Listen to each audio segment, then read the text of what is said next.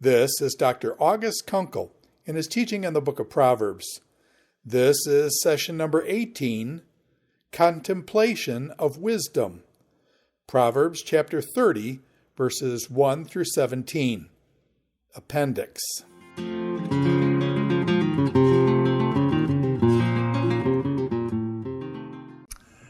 Welcome to our meditations on the book of Proverbs. In these talks, we have now come to the point in Proverbs that we often refer to as the appendix. The major collections end with the Proverbs of the men of Hezekiah. Then after that, we have various shorter pieces that conclude the book. The first of these shorter pieces is said to be the words of Agur, the son of Yahweh, in chapter 30, verse 1. There are things in Proverbs that are a bit mysterious. And one of them is this first verse in Proverbs 30. It's not altogether sure what the origin and meaning of the words Agur, son of Yahweh, really was. Usually it's interpreted as being a king or a wise person, and these are his thoughts and his words. But no such persons are otherwise known in any sense whatever. And so some of the rabbis, going back to the medieval period and earlier, pondered these as possibly being just an ordinary noun. So Agur could be one who is a sojourner, or maybe a gatherer, and Yahweh could be someone who is pure. So maybe these are just the thoughts of someone who gathers Proverbs together and is pure. Now, this next phrase is also one in which there are various translations.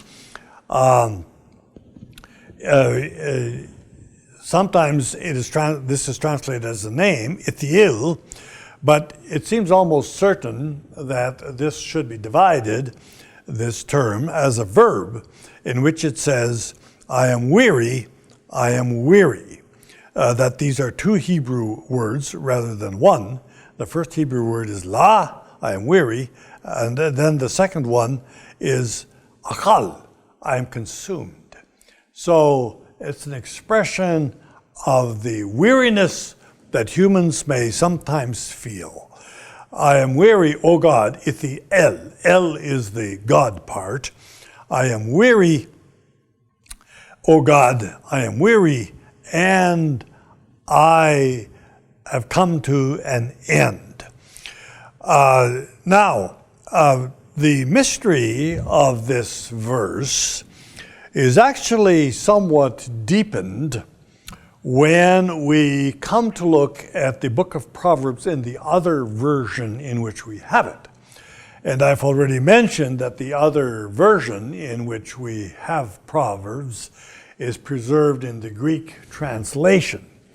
Now, what we have observed numerous times is that Proverbs grew over centuries, and so at some point its form was considered to be final. But the form that was adopted as final in the Hebrew that was translated by the Greek was different than the form that came to be considered final in the Hebrew text as it was preserved after the fall of Jerusalem and in the medieval period. So as I have noted here in this little explanation, the Greek text here is quite different. And that what it says in chapter 30, verse 1 is, fear my words, son, and having feared them, repent. Now that bears no relationship to the Hebrew that we have in our text, but it makes very good sense in the Greek text, because there is a completely different antecedent. That is, the chapters that come before.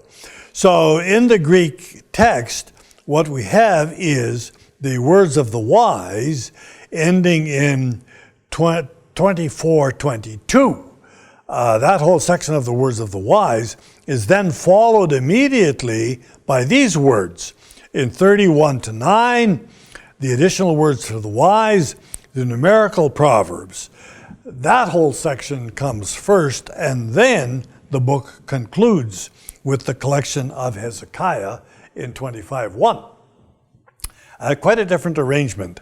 And one is not more right than the other. They're just simply different. And that somewhat shows up in some of the mystery that we have with our text. But this is the Oracle of Agur, as it's called. And essentially what he is doing is lamenting our ignorance. Lamenting the fact that we do not know the ways of God. He says, I was like an animal. I was like a beast. I just didn't understand. A little bit the lament of the preacher. What is life really all about? How do we understand all of these times and everything that is going on? Well, we can't make sense of it with the knowledge that we have. We don't know why all of these things happen. So, how is it then that we must live? Well, that's the question that the preacher asks. And Proverbs, in some ways, is asking the same question as the preacher. Given that we don't understand all of these things, how then do we live? How do we conduct ourselves? Creation is a marvel of beauty and of danger, as we see it from the book of Job.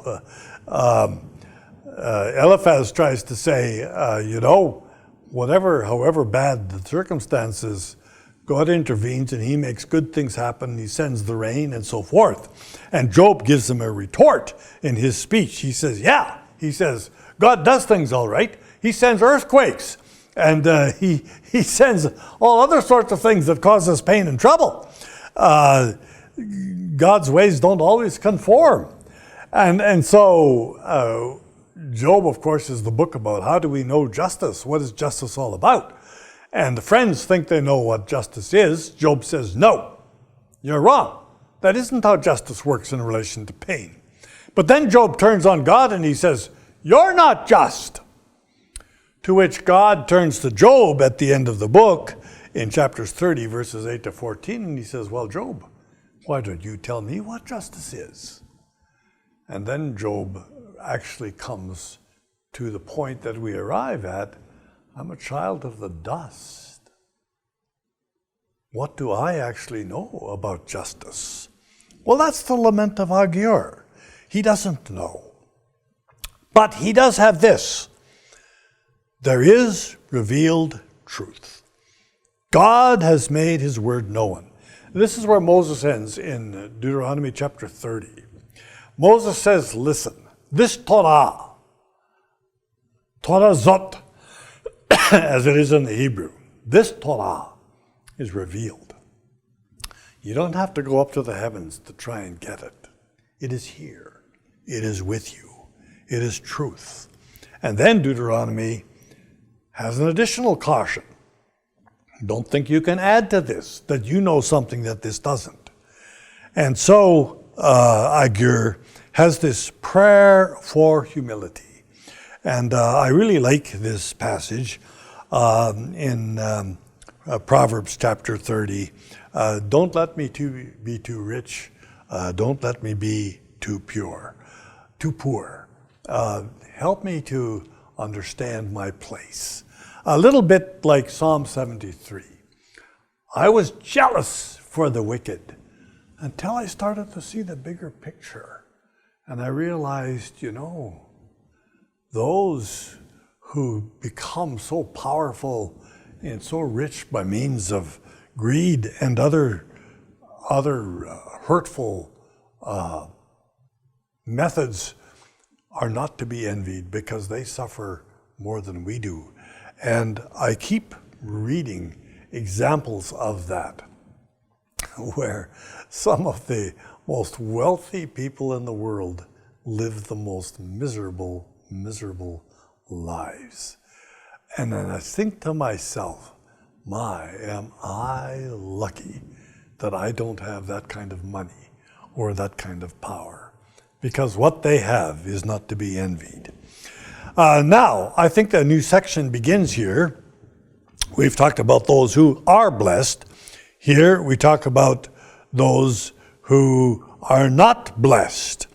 And those who are not blessed, of course, are those who refuse to recognize the dignity of a slave. So, for example, to criticize a slave to his master, or a servant to his master, not a slave in our contemporary sense of the word. Do that, that's not going to prove to be good. The sins of a wicked generation, those who have contempt of parents. You know, that's such a serious thing within the Torah of Moses, the teaching of Moses, that it's worthy of death, if in fact it is that kind of contempt. Self-righteousness, arrogance, greed is like a wild beast. And what these people do, of course, is end up taking your property one way or another. All of these things are wrongs, and these people, the writer to Agur, the writer of the Wisdom says, are those people who are not blessed. And then finally, this concluding word on greed with the leech. The leech has, as it were, two mouths. I don't understand too much about leeches, but they're greedy with the whole of their body. And so the daughters of the leech are like the leech herself. She sort of deserves them, as it were. And they're always needing more. And so the wise writer here, wisdom writer here, gives us examples of things that never say enough. Greed never says enough, just like Sheol never says enough. No matter how many people die, it's not enough. They will keep on dying. Fire never says enough. No matter how much is burned, it'll still burn more. Barrenness is a pain that simply can't be satisfied. It never says enough. This is something that as a pastor, I have always found the hardest thing to deal with. It's one thing to deal with death, and I've dealt with the death of children, even of infants. But the pain of not being able to have a child when that's what you desire is just of a different order. I cannot explain it, but I can tell you as a pastor that it's a different kind of thing to try to deal with. Disdain for parents. Very often the way in which children show disdain for parents, and we see this sometimes in very awful cases, where children want their parents' money, where children want their parents' property. And you don't have to go very far to read about crimes where children kill parents because what they want is their property. This is compared to the greedy eye, as Jesus explains it in Matthew, the greedy eye, beware of the greedy eye.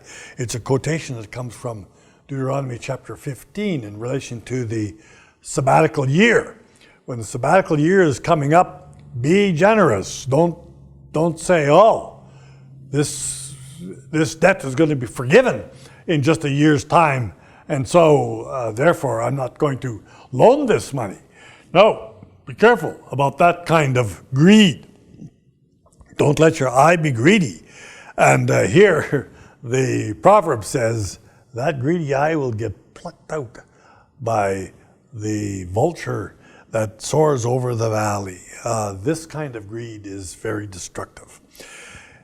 I find these some of the most challenging and difficult of the Proverbs, because it is so difficult to determine what I need as opposed to what I just want.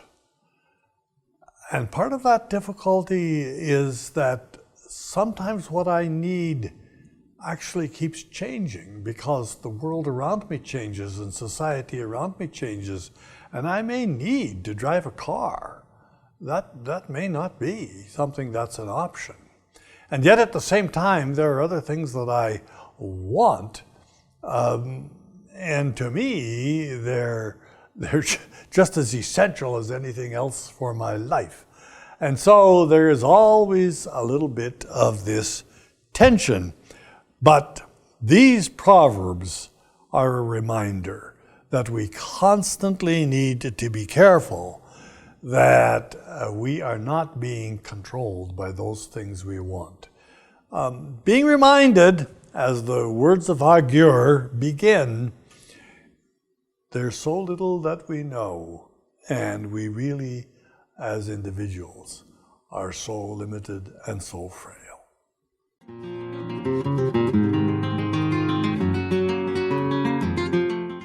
This is Dr. August Konkel in his teaching in the book of Proverbs. This is session number 18, Contemplation of Wisdom. Proverbs chapter 30, verses 1 through 17. Appendix.